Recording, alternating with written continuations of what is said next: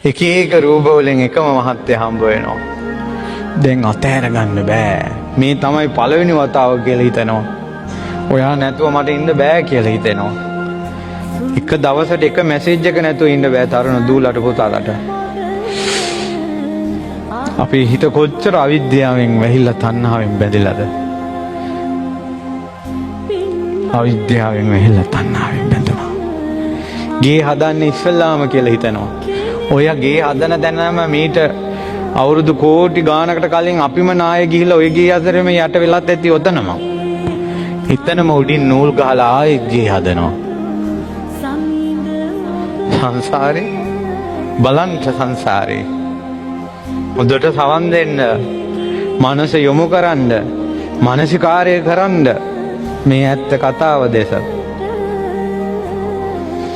දීඝරත්තං වෝ භික්ඛවේ දුක්ඛං පච්චන භූතං. දීර්ඝ කාලයක් මහණෙනි නුඹ දුකම වින්දා. බොහෝ කාලයක් දුක් වින්දා. තංකින් මඤ්ඤත භික්ඛවේ. කුමක්ද මහණෙනි මේ ගැන හිතන්නේ? මොකද්ද හිතන්නේ? ඔබ අහලා තින්නේ මොන දහමක්ද? ඔබ මානසිකාර කළේ කොයි වගේ දහමක්ද? ඔබ දැක්කේ කොයි වගේ දහමක්ද? මේ දීර්ඝ සංසාරේ යද්දී අමනාප දේවල් එක්ක එකතු වෙලා මනාප දේවල් වලින් වෙන් වෙලා අඬද්දී ඇස් වලින් වැටුන කඳුළු අඬද්දී වැළපෙද්දී කඳුළුද වැඩි සතර මහා සාගරේ ජලයේද වැඩි. ස්වාමීනි භාග්‍යතුන් වහන්සේ තථාගතයන් වහන්සේගේ ධර්මයේ මා දන්නේ මේ විදිහටයි. කඳුළු වැඩි, ඇඬුව වැඩි, මහ මුහුදේ වතුර අඩුයි. එච්චර දුක් විඳලා තියෙනවා. දුවේ පුතේ පැටවුනේ පින්වතුනේ. ඔයාලා මේ ජීවිතේ අඬපු කඳුළු මේ කෝපෙන් එකක් දෙකක් කෝපෙන් තුනක් මහා මුහුදේ වතුරට වැඩි සංසාරේ අඬපු ඇඬිල්ල. මම මේ ඉස්සෙල්ලාම අඬනවා කියලා රැවටෙන්න එපා. ඔයා අඬන්නේ පළවෙනි වතාවට කියලා රැවටෙන්න එපා. ඔයා අඬන්නේ කීවෙනි වතාවටද කියලා ගණන් කරන්න පුළුවන් කෙනෙක් ලෝකේ නෑ. පුරුද්දටම අඬනවා. පුරුද්දටම අඬනවා. ඒ ඇඬිල්ලට මොකක් හරි හේතුවක් ඇති. දරුවන්ගෙන් කරදර, මිනිහගෙන් කරදර, සතුරන්ගෙන් කරදර, ලෙඩ දුක්, හිත රිදෙන වචන මොනවා හරි හේතුවක් ඇති. ඒත් ඇස් වලින් කඳුළු වැටෙනවා සංසාර පුරුද්දට. අමනාප දේවල් එක්ක එකතු වෙලා මනාප දේෙන් වෙන් වෙලා මේ මුළු ලංකාවම ලෝකෙම ශෝකය ඇති කරපු ඔය ව්‍යසනේ සුලි කුණාටුවෙන් කලේ දෙකයි. තුනක් කලේ නෑ, දෙකයි කලේ. අමනාප දේවල් එකතු කළා, මනාප දේවල් දුරු කළා. හරිද වැරදිද? හරි නම් හරි, වැරදි නම් වැරදි කියන්නේ. ඕක තමයි එයා කලේ. අමනාප දේවල් ජීවිතේට එකතු කළා, මනාප දේවල් දුරු කළා දැම්මා. එතකොට ඇහින් කඳුළු වැටෙනවා. එතකොට ශෝකේ එනවා. මහණෙනි, සාදු සාදු මහණෙනි. එයයි සත්‍ය. ඒකයි ඇත්ත. මහණෙනි කිම ඔබ අම්මාගේ මරණය නිසා ඔයාගේ අම්මා මැරිලා. ඊට පස්සේ අමනාප දේවල් මිනිහක් දකින්න දරුවෙක් කැමති නෑ අමනාප දේ. අම්මාගේ වියෝය කැමති නෑ අමනාප දේ.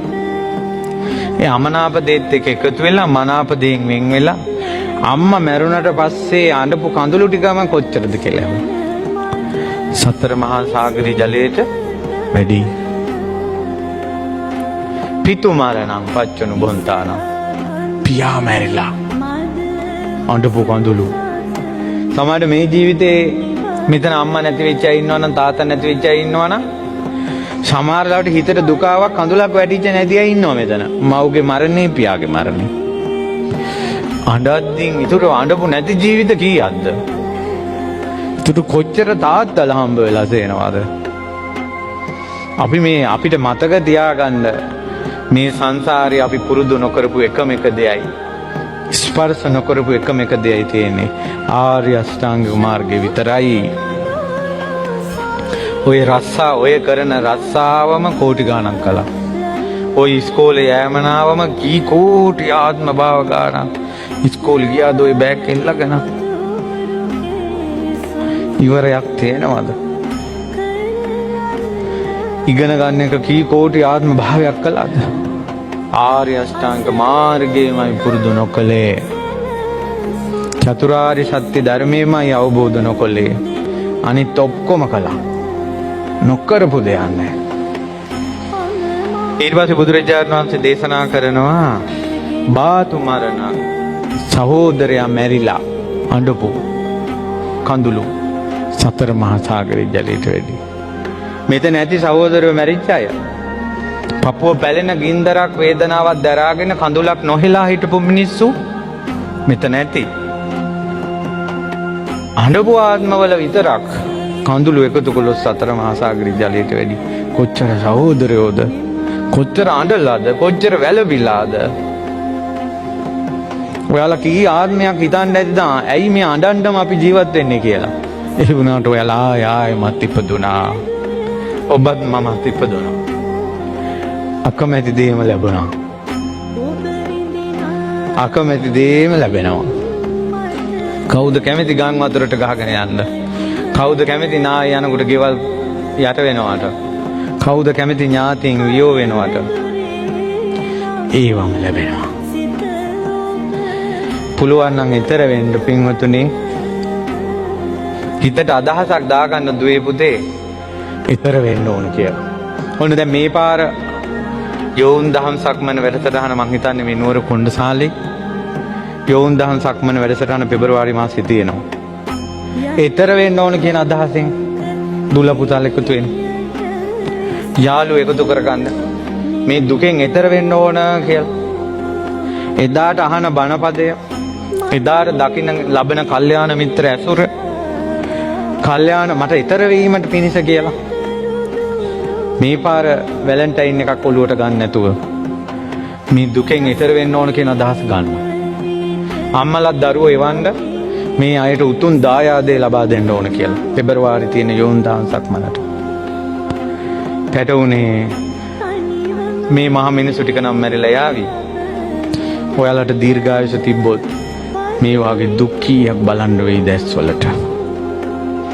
අද අපි අනුන්ගේ කතාවක් අහනකොට තවත් දවසක ඒක අපේ කතාව වුණොත්, පස්ගොඩකින් යට වෙන කතාව අපි අහනකොට ඕකම අපේ කතාව වෙලා අපි පස්ගොඩට යට වුණොත්, ගම් වතුරේ ගහගෙන යන කතාව අනුන්ගේ කියලා අහනකොට ඒක අපේ කතාව වුණොත්, ඔය යට වෙච්ච ගෙවල් වල අය ගම් වතුරට ගහගෙන ගිය මිනිස්සු කොච්චර ප්‍රවෘත්ති වලින් ගම් වතුර බැලුවද? එදා ටීවී දාගෙන හිටපු මිනිස්සු මාතර ගම් වතුර ගැන ටීවී එකෙන් බලාගෙන ඉන්නකොට මෙහින් තමන්ගේ ගේ කඩාගෙන යනවා. හවුද නැද්ද? ඔය අතර උසස් පෙළ විභාග ලියලා ප්‍රතිඵල එනකල් බලා ඉන්න පැටව අවුරුදු 12ක් 13ක් මහන්සි වෙලා කට්ට කාගෙන නිදි මරාගෙන ඉගෙන ගන්න පැටව දන්නව නේද කට්ට? මං නම් හරි බයයි ඉස්කෝලයක් ළඟින් යනකොටත් බය හිතෙනවා. ඉස්කෝලේ යනකොට තියෙන කට්ට දෙපාන්දරම නැගිටලා පාඩම් කරලා ඔළුව ඉර වෙනකල් ලියලා ඇඟිලි හිරි වැටිලා හිතලා එහෙම ලියාගෙන යාන්තම් උසස් පෙළ ලියලා හුස්මක් හෙළුවා විතරයි පවගොදාම යට වෙනවා කියනකොට මේ මනුස්ස ජීවිතය ලැබුණේ උසස් පෙළ කරන්නද? මනුස්ස ජීවිතය ලැබුණේ ඕ ලෙවල් කරන්නද? අවසානයේ ඒක විතරක් කළා තියෙද්දි මැරලා යනවා.